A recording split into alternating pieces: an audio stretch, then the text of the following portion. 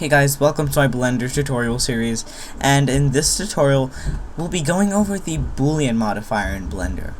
And now, if you missed the last tutorial again, I know I keep saying this, but in case you guys miss it, you can always go to the link in the description and watch all the playlists, go to a playlist where you can watch all the videos and that sort of stuff. So let's just get right into today's tutorial. So here we are in Blender again with the default cube, and this one we don't. So, I don't know if I told you guys this, but I'll say it again. Tapping A selects all the stuff in the scene collection. Then if you hold Control and drag, that's the only stuff it will deselect. Again, if you hold Shift and drag, that's the only stuff it'll select. Or you could Shift click and Control click, you know. That's just, oh, in this case, Control click, making it like the only thing you click. For now, you can just A and then Control drag over this cube to delete the camera and the light, because we don't need that. So once that's out of the way, we can go ahead and we can scale it on the Shift X axis. Now, the Shift X axis, of course, because we're scaling it on all the axes, the Y axis and the Z axis, but not the X axis. So yes, you do this, and now again you grab along the Z axis. You hold Control. Now Control, as you can see, it adds these little lock sections kind of thing. If you can understand what I'm saying. It snaps. So now once it's snapped onto the bottom of the grid perfectly, right, like right here,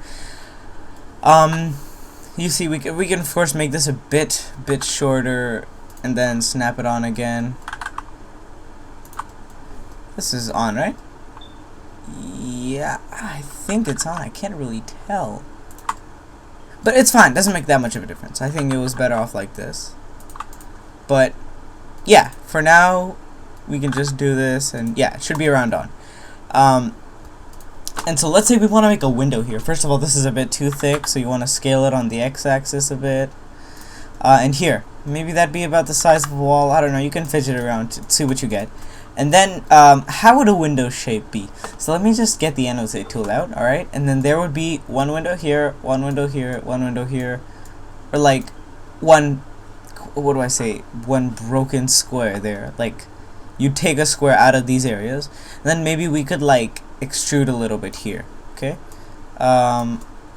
And so let's just get started with making the shape of the window. Now you won't understand what I'm doing right now, but after a bit you guys will understand. So we're not in edit mode, in object mode, right? So you have a general idea of what you want. So you'd Shift A, you'd add a cube, and you see the cube's kind of going outside. It's fine. It doesn't matter how much outside it goes, as long as it doesn't stay inside, you know, the object. Because what the Boolean modifier will be doing is it'll be taking all of the shape except the cube. So like this little area will be cut off from this wall. So for that, you will just scale it up. This is about, oh my bad. So this is about the height we'd want the window to be, right? And don't worry about how thick it is on the X-axis. That shouldn't make a difference, but just along the Y-axis, if it's good enough, just go to perspective or orthographic view, and yeah, by tapping these or the keyboard shortcuts. But once you're there, just have a quick look. If it looks good, like about the size of a window, then once you're in orthographic view, of course, if you move it, it's locked onto the X-axis, and so you just, in general, just see where you'd want your stuff to be. So we can just do it with our hand, and maybe a bit higher, and this is good, right, for now. Now, obviously, this doesn't look like a window now, but now you just select the wall, right? I would quickly add a wall texture. For now, let's just make it this kind of color. I'm not really sure, maybe a brownish color. It's been a while. Oh, no, brown, you'd make it a bit darker. Yep. And so now you can't see it, but material preview, I don't know, that really looks like a wall, but it's fine. Okay, it's fine. And so we'll actually add a plane, because I'll have like sunlight going through the window to show you like how shadow works too.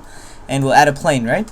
And now you select the wall, and you go to Modifier, add modifier, or modifier properties, and you click on Add Modifier, and you click on Boolean. And now there's difference, intersect, and union. You can explore by yourself, but right now, actually, now that I think about it, these are 4 different objects, right? And as you can see clearly, they're only letting you do one object. So for now, you can just tap shift click all of these and hold control and tap J. So control J, and that basically joins them, right? No restrictions. To unjoin them, all you have to do is control Z. I don't think there's anything else you can do except for going into edit mode, selecting individual cubes and stuff like that. It's complicated, but for now, just control J them. Now they're all one object. So it's usually good to name your stuff. So click on this, for example, tap F2 and just name a wall. Just name this window. Shoot, sorry guys, I'm bad at typing. Just name this window. And this can be floor for now. Right now this doesn't seem the most useful, but when you have a gigantic project with just hundreds and hundreds of props, when you want to find an object, it's not really the best idea to, you know, just move and then like look around with your camera, that kind of stuff. So the better idea would just be to look here in the scene collection. You can have different collections to fold them up, but that's for later, right?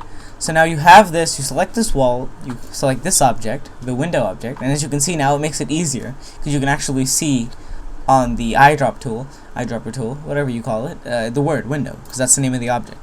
And now you can click difference, intersect, or union. So let's say we did intersect, right? That would kind of make them join in this little in the area that this kind of exists. Now this is complicated, but if there was like a hole here, and yeah, we could fill that up. I don't know what we'd be using intersect for, but if I think about it a bit harder, maybe I'd be able to come up with ways, okay?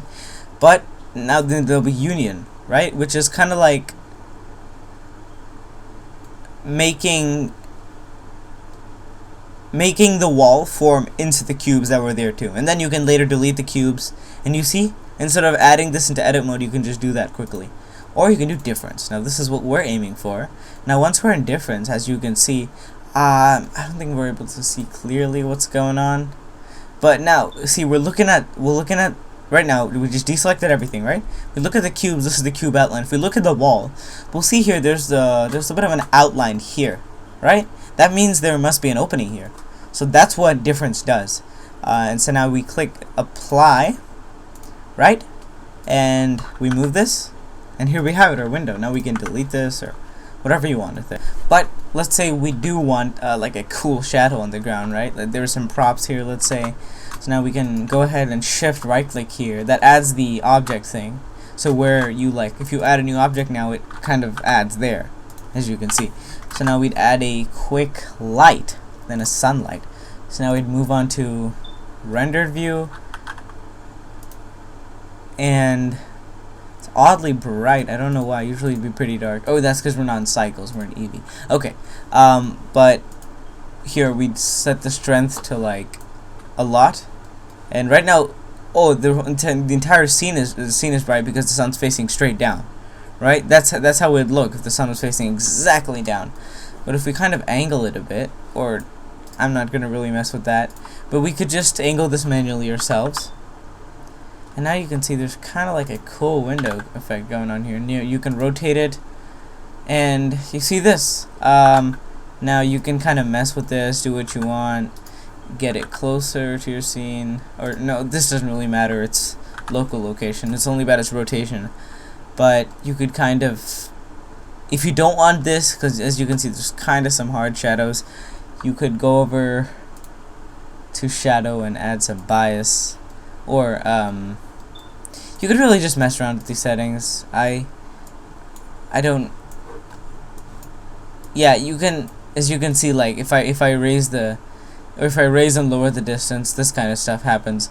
So once you mess around with the settings enough, you can figure out how to make this look good. But for now, we have like a basic shadow.